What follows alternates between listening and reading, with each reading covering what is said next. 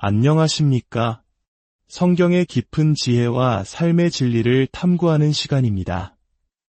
오늘 우리는 성경의 위대한 이야기 속에서 복음의 빛을 발견하는 여정을 계속 이어가려 합니다. 이 말씀을 듣는 모든 분들의 마음에 하나님의 크신 은혜와 평강이 가득하기를 기도합니다. 잠시 시간을 내어 구독과 좋아요를 눌러주시면 이 은혜의 메시지가 더 많은 이들에게 전파되는 귀한 통로가 될 것입니다. 여러분의 작은 손길이 누군가에게는 큰 위로와 희망이 될 수 있습니다. 사랑하는 이들에게 이 영상을 공유하며 하나님의 축복을 함께 나누시길 바랍니다. 오늘 우리가 함께 펼쳐볼 책은 바로 출애굽기입니다. 구약 성경의 두 번째 책인 출애굽기는 단순한 역사 기록을 넘어 하나님의 구원 계획과 예수 그리스도를 향한 놀라운 예표들로 가득 차 있습니다. 우리는 세 가지 질문을 통해 출애굽기의 심장부로 들어가 보고자 합니다. 첫째, 출애굽기는 성경 전체의 거대한 이야기 흐름을 어떻게 이끌어가는가? 둘째, 출애굽기는 은혜의 복음에 대한 핵심 원리를 어떻게 보여주는가? 셋째, 출애굽기는 어떻게 우리 주 예수 그리스도를 가리키고 있는가? 먼저 출애굽기가 성경 전체의 이야기에서 어떤 역할을 하는지 살펴보겠습니다. 성경의 거대한 서사는 창조, 타락, 구속, 그리고 회복이라는 네 가지 기둥으로 이루어져 있습니다. 그중 구속의 역사는 매우 길고 장대한 이야기입니다. 하나님께서는 처음에는 한 사람, 아브라함과 그의 가족을 통해 구속의 이야기를 시작하셨습니다. 우리가 창세기에서 본 내용이 바로 그것입니다. 하지만 출애굽기에 이르러 하나님께서는 이 구원의 무대를 한 가족에서 한 민족으로 극적으로 확장시키십니다. 아브라함의 자손들은 이제 애굽 땅에서 헤아릴 수 없이 큰 무리를 이루었고 하나님께서는 그들을 단순한 혈연 공동체를 넘어 당신의 법과 문화를 가진 하나의 국가, 하나의 민족으로 세우기로 계획하십니다. 이것은 마치 작은 씨앗이 자라나 거대한 숲을 이루는 것과 같은 놀라운 발전입니다. 성경의 이야기는 이제 개인과 가족의 차원을 넘어 국가적, 역사적 차원으로 나아갑니다. 또한 출애굽기에서는 처음으로 성막과 제사 제도가 등장합니다. 이것은 단순히 종교적인 의식을 추가하는 것이 아닙니다. 이 성막과 제사 제도는 앞으로 펼쳐질 구속 이야기의 매우 중요한 복선이 되며 하나님의 백성이 어떻게 거룩하신 하나님과 함께 살아갈 수 있는지에 대한 근본적인 질문을 던집니다. 하나님께서는 이스라엘 백성에게 율법을 주시면서 동시에 그 율법만으로는 결코 충분하지 않다는 사실 또한 보여주시는 것입니다. 이제 두 번째 질문으로 넘어가 보겠습니다. 출애굽기는 은혜의 복음의 원리를 어떻게 보여줄까요? 복음의 핵심은 이것입니다. 우리는 오직 은혜로 구원받으며 그 은혜는 반드시 우리의 삶을 변화시킨다는 것입니다. 우리는 선한 행위나 율법을 지킴으로써 구원받는 것이 결코 아닙니다. 그러나 믿음으로 그 은혜를 붙잡는 순간 우리의 삶은 변화될 수밖에 없습니다. 출애굽기는 위대한 진리를 너무나도 명확하게 보여줍니다.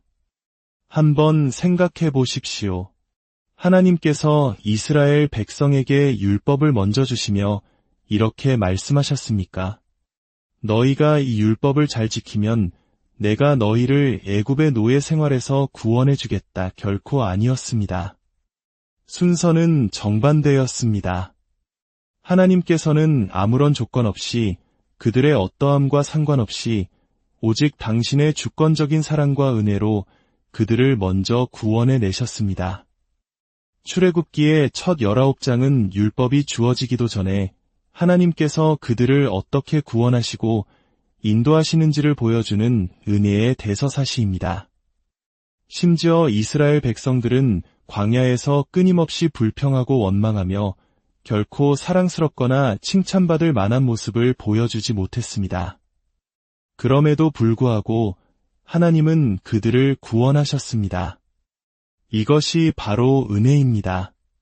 다른 모든 종교가 내 자신을 바로잡고 노력하면 신이 너를 구원해 줄 것이다 라고 말할 때 기독교의 하나님께서는 내가 먼저 너를 구원하겠다.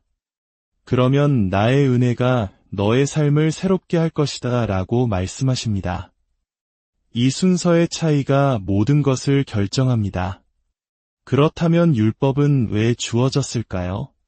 구원받기 위함이 아니라면 율법의 목적은 무엇이었을까요? 하나님께서는 출애굽기에서 반복해서 말씀하십니다. 너희는 내 백성이 되고 나는 너희의 하나님이 될 것이다. 이것은 관계에 대한 언어입니다.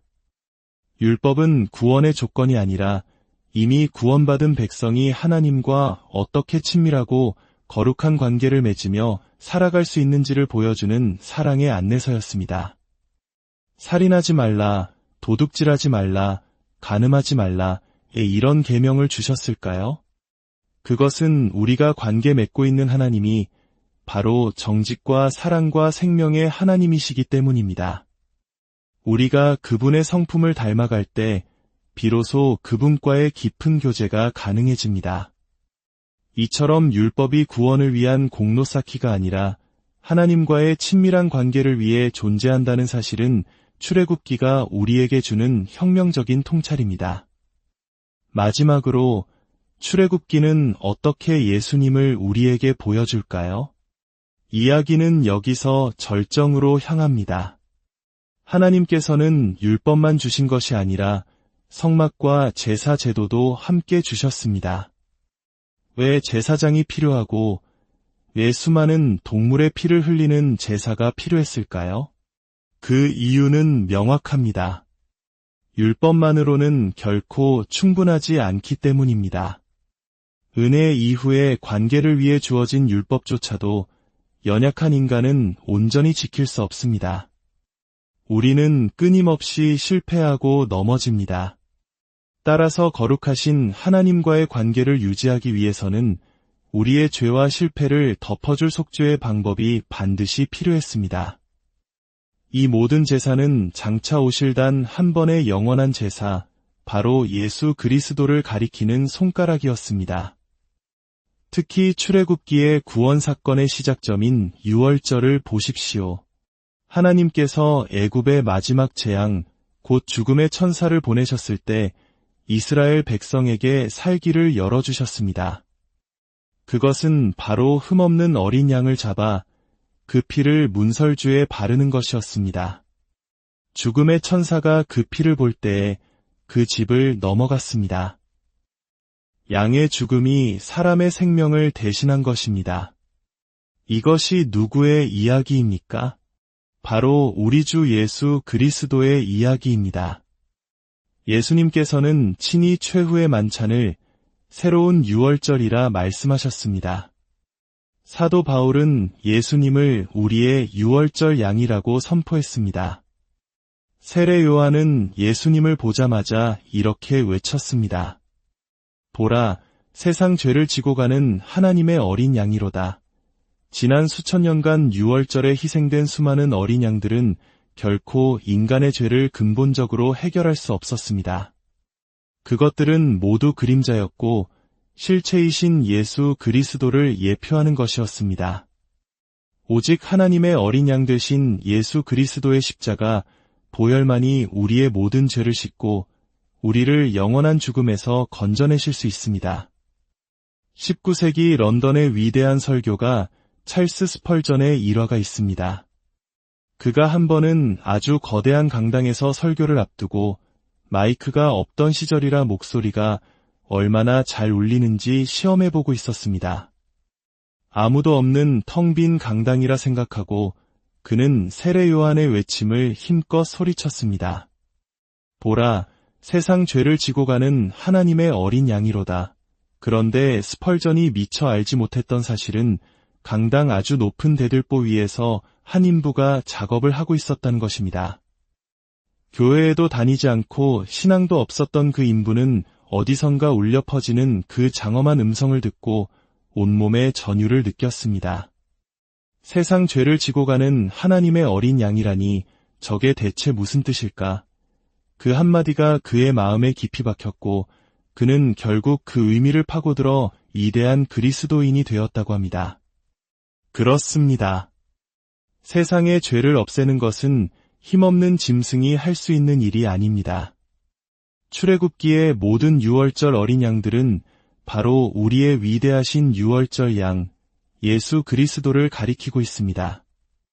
이처럼 출애굽기는 단순히 고대 이스라엘의 해방 이야기가 아니라 바로 오늘 우리를 죄와 죽음에서 구원하시는 예수 그리스도의 복음을 생생하게 보여주는 놀라운 책입니다.